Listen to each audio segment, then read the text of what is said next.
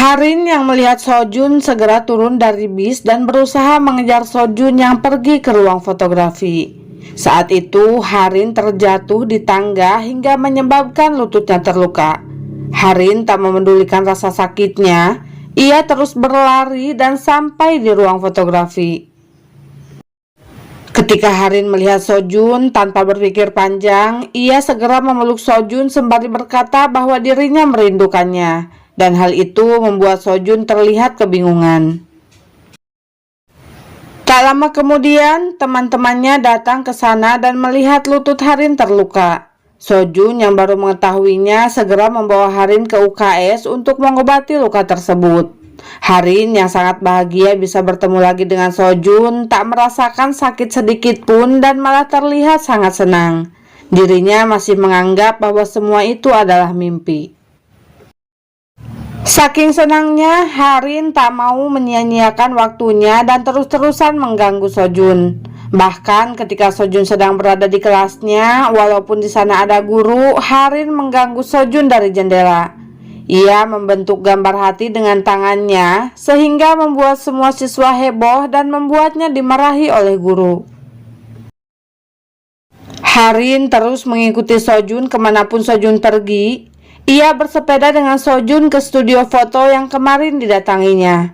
Di sana, Harin merasa bahwa mimpinya sama persis dengan kenyataan. Padahal kemungkinan hal tersebut terjadi karena kakek pemilik toko. Rupanya Sojun pergi ke studio untuk mengambil foto-foto yang dicetaknya dan membeli gulungan film untuk kameranya.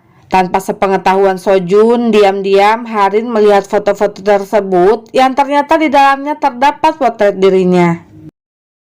Sebelum pulang, Harin diminta untuk berhati-hati oleh si kakek. Si kakek memperingatkannya jika ia menyentuh masa lalu, maka hal-hal besar akan terjadi. Namun saat itu, Harin hanya mendengarkannya tanpa mengerti maksud dari si kakek. Di luar toko, Harin terlihat memotret Sojun dengan ponselnya. Kemudian mereka pun kembali ke sekolah. Mereka terlihat sangat senang ketika bersepeda bersama, akan tetapi tiba-tiba Harin kembali ke masa kini. Pagi harinya, Harin melihat bekas luka di lututnya yang terjadi dalam mimpinya masih ada, sehingga membuatnya terlihat sedikit kebingungan. Kemudian Harin bertemu dengan teman SMA-nya yaitu Cha Eun-song. Ketika mereka berbincang, Harin bertanya kepada Eun-song apakah ia mengingat luka yang ada di lututnya. Saat itu Eun-song menjawab kalau luka itu Harin dapatkan ketika ia berada di kelas 2 saat Harin pergi ke UKS setelah cedera. Mendengar jawaban Eun-song, Harin merasa kejadiannya tidak seperti itu. Karena di mimpinya, ia mendapat luka tersebut ketika dirinya mengejar Sojun ke ruang fotografi. Ia baru menyadari bahwa kejadian yang terjadi berbeda dengan ingatannya sebelumnya.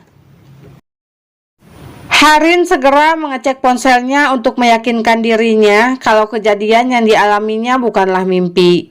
Ia mengingat dirinya pernah memotret Sojun dalam mimpinya. Dan ternyata ketika ia mengecek ponselnya, dalam ponsel tersebut benar-benar terdapat foto Sojun yang ia potret di depan studio foto. Saat itu, ia baru menyadari bahwa dirinya bisa kembali ke masa lalu. Mengetahui hal tersebut, Harin berniat untuk mengubah masa lalu dan mencari cara untuk bisa kembali ke sana. Kemudian, ia mengecek barang-barang peninggalan Sojun, namun ia tidak menemukan petunjuk dari barang-barang itu. Hingga akhirnya ia mengingat kalau malam itu dirinya membakar foto dan bermimpi kembali ke masa lalu setelah melakukan hal tersebut.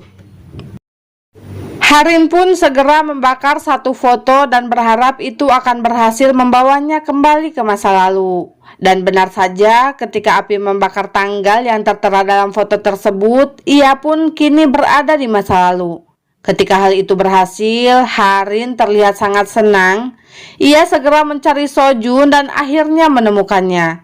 Di sana, Harin berkata kepada Sojun kalau Sojun tidak boleh mati, yang tentu saja membuat Sojun ngejengok karena tiba-tiba Harin berkata seperti itu.